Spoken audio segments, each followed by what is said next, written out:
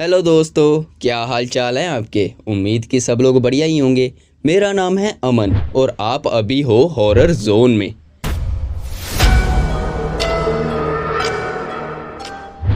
यहाँ पे आपको केवल रियल लाइफ स्टोरीज और रियल लाइफ इंसिडेंट के रिलेटेड ही वीडियोस देखने को मिलते हैं। अगर आपकी ज़िंदगी में भी कोई ऐसा इंसिडेंट हुआ है, कुछ ऐसा हादसा हुआ है जिसको याद करने के बाद आज भी आपके रोंगटे खड़े हो जाते हैं, तो डिस्क्रिप्शन में ईमेल दी हुई है, वहाँ पे जाओ और अपनी स्टोरी को सबमिट करो। आज की स्टोरी है एक पिता की, जो कि उन्हीं के बेटे ने शेयर करी है। बेटे का नाम अविनाश है और उसने इस स्टोरी में ये बताया है कि जब उसके पिता 25 से 26 साल की एज में थे तो वो रात को खेतों में पानी लगा रहे थे और वहीं पे उनका भूतों से आमना सामना हो गया। इस स्टोरी में मैं पिता का ही रोल प्ले करूंगा ताकि आपको स्टोरी एक्सप्लेन करने में आसानी रहे। तो बिना किसी देरी के चलिए बढ़ते हैं आज की स्टोरी की तरफ। मेरा नाम सुखविंदर सिंह है और मेरी उम्र 52 साल है। मैं पंजाब का रहने वाला हूँ। ये बात लगभग 26 साल पहले की है और तब मेरी उम्र 25 साल हुआ करती थी। मेरे परिवार में मेरी माँ और मुझसे 2 साल छोटी बहन थी। मेरे पिता की डेथ तभी हो गई थी जब मैं 15 साल का था। पिता की डेथ के कारण घर की सारी जिम्मेदारी मेरे छोटे छोटे कंधों पर आ गई थी। हमारे पास 3 एकड़ के खेत हुआ करते थे और उसकी फसल के कारण ही हमारे घर का गुजारा चल रहा था। मुझे रात रात भर खेतों में पानी लगाने जाना पड़ता था और कभी कभी तो पूरी रात खेतों में गुजर जाती थी।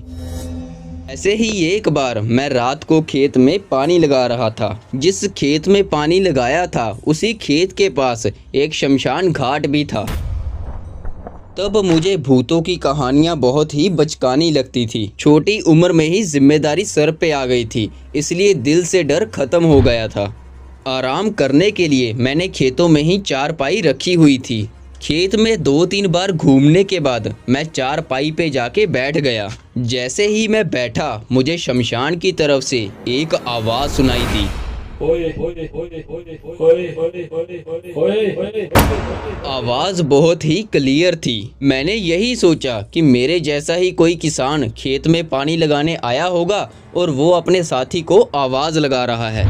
मैं आराम से चारपाई पे बैठा रहा। उस समय टॉर्च वगैरह तो इतनी नहीं होती थी, तो लालटेन से ही काम चलाना पड़ता था। मुझे शमशान के पास दूसरे खेत में लालटेन जलती हुई दिखाई दी। वो लालटेन देख के मुझे यकीन हो गया कि मेरे जैसा ही कोई किसान अपने खेतों में घूम रहा है। मैं इतना सोच ही रहा था कि तभी मुझे एक और आवाज़ सुनाई दी और ये आवाज़ मेरे लिए थी। सुखी हुए ओए सुखी। मेरे नाम से मुझको 3-4 बार आवाज़ सुनाई दी। मुझे ऐसा लगने लगा कि जैसे उस किसान को मुझसे कोई काम हो। मैं चारपाई से उठा और उस किसान की तरफ बढ़ने लगा। जैसे जैसे मैं उस किसान की तरफ बढ़ता जा रहा था वैसे वैसे ही वो किसान पीछे होता जा रहा था। पीछे जाते जाते वो शमशान घाट में पहुंच गया और शमशान घाट में जाते ही वो लालटेन बुझ गई। मैं भी उस इंसान का पीछा करते करते शमशान घाट के बाहर पहुंच गया। मैं उस किसान को आवाज़ लगाने लगा, हेलो, कोई है? कहाँ हो भाई तुम? ये बोलने के बाद मैं रुक गया। मैंने सोचा कि सामने से कोई जवाब आएगा, लेकिन चारों तरफ सन्नाटा था। रात के लगभग 2 बज चुके थे। मैंने 5 मिनट और इंतज़ार किया, लेकिन कोई जवाब ना मिलने के कारण मैं वापस अपनी चारपाई की तरफ मुड़ गया। मैं शमशान से थोड़ी ही दूर गया था कि मुझे फिर से पीछे से आवाज़ आई और ये आवाज़ सहायता के लिए थी। बचाओ बचाओ बचाओ, वो मुझे मार डालेगा, बचाओ। मेरे पीछे पलटने से पहले ये आवाज़ सुनते ही मेरा दिल ज़ोर ज़ोर से धड़कने लगा। मेरी सांसें मेरे गले में ही अटक गई। मेरा मन कह रहा था कि वहाँ से बहुत तेज़ी से भाग जाऊं, लेकिन किसी की तड़पती हुई आवाज़ सुनकर मैं पलटा और उस आवाज़ का पीछा करते करते भागने लगा। मैं बिना सोचे समझे उस आवाज़ के पीछे भागता रहा। भागते भागते मैं कब शमशान घाट के अंदर पहुंच गया मुझे पता ही नहीं चला। जैसे ही मैं शमशान घाट में एंटर हुआ, वो आवाज़ आना बंद हो गई। चारों तरफ एकदम सन्नाटा हो गया। मेरी सांसें फूली हुई थी, फिर भी मैं चिल्ला चिल्ला के बोल रहा था कि कहाँ हो भाई तुम, आवाज़ दो, मैं आ गया, कहाँ हो। लेकिन कोई जवाब नहीं आया। अब मुझे बहुत ज़्यादा डर लगने लगा था। मेरा दिल और तेज़ी से धड़कने लगा। मैंने जब चारों तरफ नज़र घुमाई तो मुझे पता चला कि मैं तो शमशान में आ गया हूँ। अब मुझे यकीन हो गया था कि यहाँ पे पक्का कोई प्रेत आत्मा है जिसके निशाने पे मैं हूँ। मैं शमशान से बाहर निकलने के लिए बहुत तेज़ी से भागा, लेकिन 2 बार मुंह के बल नीचे गिरा। मैं जैसे तैसे बहुत ही कोशिशों के बाद उस शमशान से बाहर निकला। मेरे शरीर पे मुझे बहुत ही भारी वजन महसूस होने लगा। ऐसा लग रहा था जैसे मुझ पे कोई इंसान बैठ गया है। शमशान से बाहर निकलते ही मुझे हंसी की आवाज़ें आने लगी। अब मैंने बिल्कुल भी पीछे मुड़ के नहीं देखा कि पीछे क्या हो रहा है। मैं बस अपने घर की तरफ भागने लगा। घर से मैं साइकिल लेके आया था, लेकिन डर की वजह से मैंने साइकिल भी वहीं छोड़ दी। शायद सुबह के 4 बज चुके थे। हमारे गांव के गुरुद्वारे में पाठ शुरू हो गया। जैसे ही पाठी पाठ पढ़ने लगा, मुझे भी ये महसूस हुआ कि मेरे पीठ पे जो वजन है वो बहुत कम हो गया है, और जो हंसी की आवाज़ें आ रही थी वो भी बंद हो गई थी। तब मुझे थोड़ी सी राहत मिली और मैं वहीं पे रुक गया। सांसें लेते लेते मुझे ये महसूस हुआ कि अगर मैंने घर वालों को ये बात बताई तो मम्मी मुझे खेतों में आने ही नहीं देगी, और अगर मैं खेतों में ना आया तो हमारी फसल नहीं होगी, अगर फसल नहीं हुई तो बहन की शादी नहीं होगी। ये सब बातें मेरे दिमाग में एकदम घूमने लगी। 5 मिनट तक सोचने के बाद मैंने डिसाइड किया कि मम्मी और बहन को कुछ नहीं बताऊंगा। मैं सहमा सहमा सा खेतों की तरफ वापस मुड़ा और अपनी साइकिल लेके वापस घर आ गया। घर पहुंचते ही मुझे बहुत नींद आने लगी। सुबह का खाना खाने के बाद मैं सो गया। सुबह के 6 बजे से शाम के 6 बज चुके थे, लेकिन मैं अभी भी सोया हुआ था। गर्मियों का सीज़न था, लेकिन मुझे बहुत ही ज़्यादा ठंड लग रही थी। मम्मी और बहन मुझे बार बार उठाने की कोशिश कर रहे थे। इतनी देरी तक मैं पहले कभी नहीं सोया था, तो मम्मी को शक होने लगा कि कहीं मुझे बुखार तो नहीं। उन्होंने मेरे माथे पे हाथ रखा तो मेरा माथा बहुत ज़्यादा तप रहा था। वो भागी भागी डॉक्टर के पास गई और डॉक्टर को घर ही बुला लाई।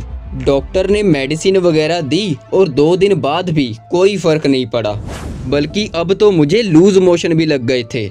1 हफ्ता बीत गया, मेरी हालत बहुत ज़्यादा ख़राब होने लगी। लूज मोशन और तेज बुखार के कारण मेरा शरीर बहुत ही कमज़ोर पड़ गया था। मुझे अंदर ही अंदर पता था कि ये सब क्यों हो रहा है, लेकिन मैंने सोचा था कि 2-3 दिन में मैं ठीक हो जाऊंगा।